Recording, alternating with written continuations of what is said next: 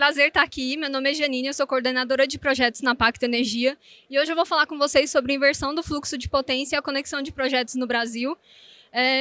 Bom, primeiro eu queria agradecer à organização pelo convite, agradecer a vocês por estarem aqui acompanhando. E, primeiramente, eu queria apresentar a Pacto para vocês. A Pacto é uma holding, uma empresa brasileira que atua principalmente nos setores de elétrico, de telecomunicações e de tecnologia. Nós temos diversos negócios dentro do grupo, né, desde desenvolvimento de ativos, EPCista, cooperativa de geração distribuída, banco digital. Então, é uma empresa com várias frentes aí de atuação. Aqui eu trouxe alguns dos nossos cases de sucesso. Nós temos mais de 27 megawatt-pico em instalação turnkey, sendo que a maioria dos nossos clientes são comercial e industrial. E aqui algumas das nossas usinas desconfiguram um pouco ali, mas a usina de cima é a Capim Branco, ela tem mais de 5 megapico instalado. Se vocês pesquisarem essa usina no Google, vocês vão encontrar ela. Depois nós temos o complexo das DPs, Atlas e Ícone. Vocês podem ver que as potências são bastante variadas, né? E esse é um case muito importante para a Pacto também. Essa é uma usina de geração centralizada de 162 megawatts.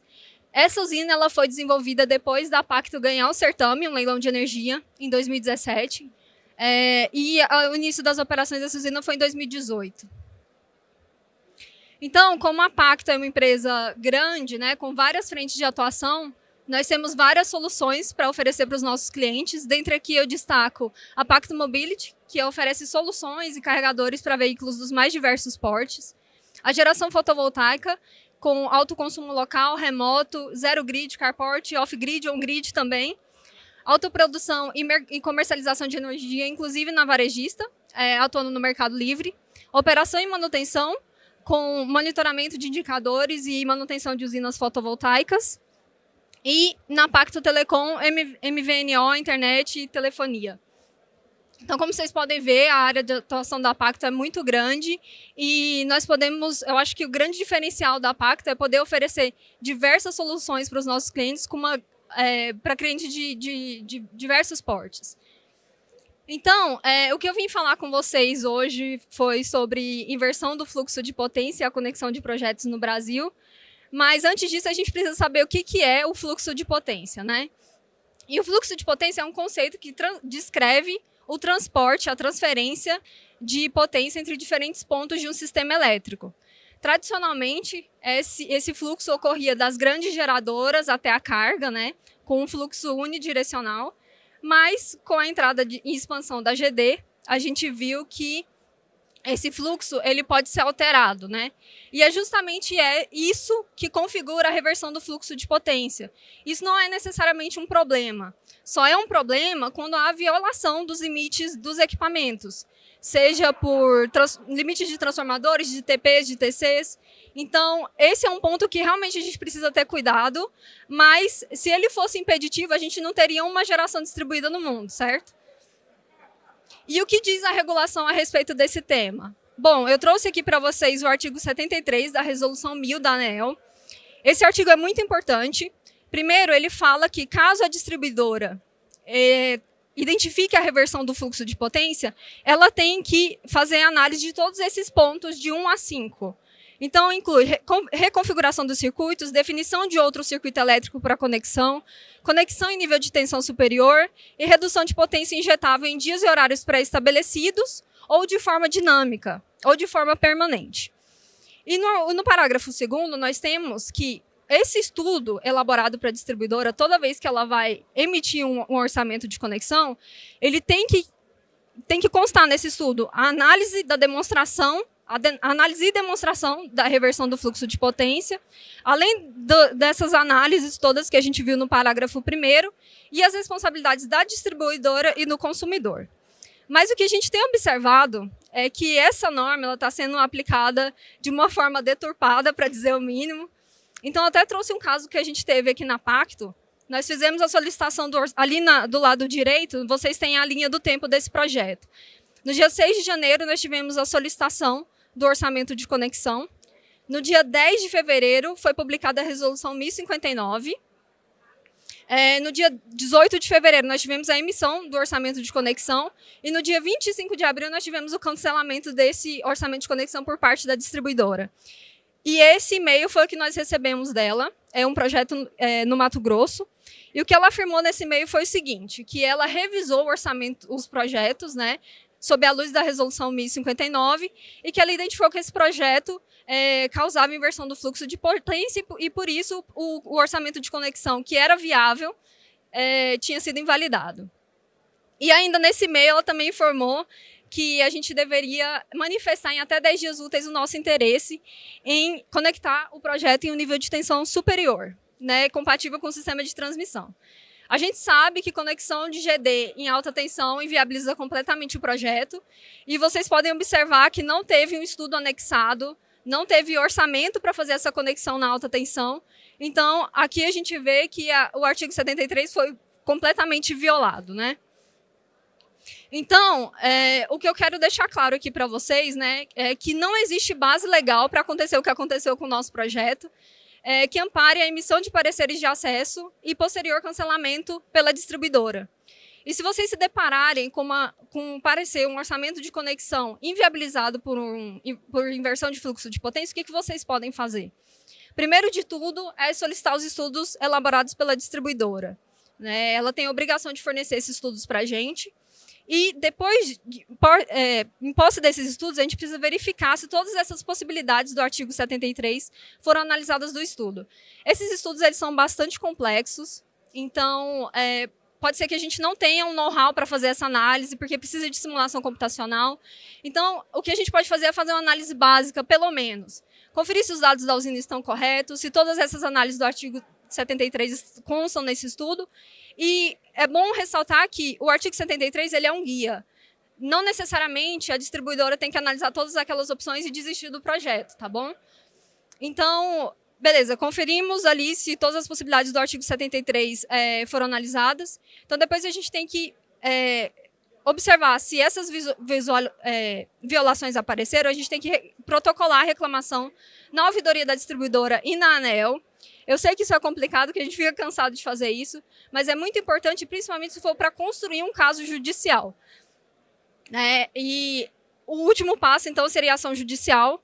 Eu sei que essa é uma etapa complicada, muitas vezes não está no cronograma do projeto, mas é o caminho que nós temos para seguir por enquanto. E como o painel, ele fala um pouco, o tema do painel, né, envolve considerações sobre o setor elétrico, eu quis trazer para vocês um panorama de como está a geração centralizada também, porque nós temos alguns projetos atrasados ocupando margem de conexão. Então, o que aconteceu? Nos últimos anos, nós tivemos muita emissão de outorga para os projetos de renováveis, principalmente, né? Com essas outorgas emitidas, muitos projetos acabaram não sendo concluídos, então os projetos não entraram em operação. Então a ANEEL percebeu isso e criou um mecanismo excepcional para tratar desse caso, certo? Então esse mecanismo excepcional seria para centrais geradoras que tenham celebrado o CUST, que é o contrato de uso do sistema de transmissão, e não estejam em operação. Por outro lado, nós temos novos projetos buscando conexão. Então, a gente já tem uma margem bastante cheia desse lado de lá, né, e novos projetos buscando conexão, porque até março de 22 nós tínhamos 50% de desconto na TUJ e na TUX para projetos protocolados até essa data. Então, a gente já passou por isso na GD também, houve uma corrida pelo protocolo de outorgas até essa data limite. Então, tudo isso culminou no seguinte: o mecanismo excepcional. Nós temos 277 projetos que têm a intenção de aderir a esse mecanismo excepcional, totalizando 9,8 projetos que querem anistia. Isso significa que esses projetos não vão ser desenvolvidos. As empresas estão buscando o cancelamento da outorga e rescisão do contrato de uso do sistema de transmissão. E a regularização, que são 35 projetos com 1,2 gigawatts, que são projetos que as empresas estão tentando desenvolver, mas precisam de uma extensão do prazo da outorga. Só uma observação: a outorga na geração centralizada ela é uma etapa anterior ao parecer de acesso. Tá?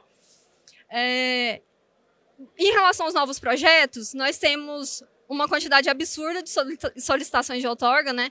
Só em 2022 foram 180 gigawatts, com 2.000 solicitações entre maio de 22 e junho de 23, totalizando 100 gigawatts de outorgas solicitadas e mais de 2.000 solicitações ainda em análise pela ANEEL.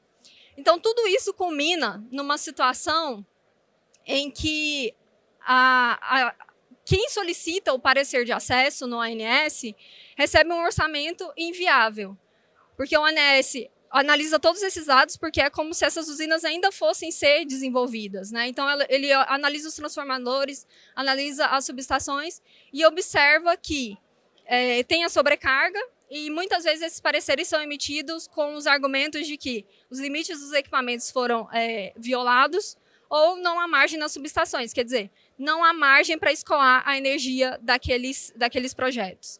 Então, a gente não consegue parecer de acesso viável na geração centralizada para muitos estados. Então, a mensagem que eu quero deixar aqui é que a grande expansão das renováveis ela desafia todo o setor elétrico, tanto na geração distribuída quanto na geração centralizada. Isso não significa que a gente não deva lutar pelos nossos projetos, tá? Não é essa mensagem que eu quero deixar aqui. Conhecimento regulatório é fundamental e estratégico no setor de energia, porque se a gente não conhece a regulação, como é que a gente vai questionar as ações da distribuidora, certo? Então, é fundamental ter esse conhecimento regulatório. Judicialização nem sempre é acessível. Eu coloquei essa frase aqui, eu acho que a minha amiga Thaís não gostou. Mas, na verdade, eu acho que a palavra melhor aqui seria viabilidade.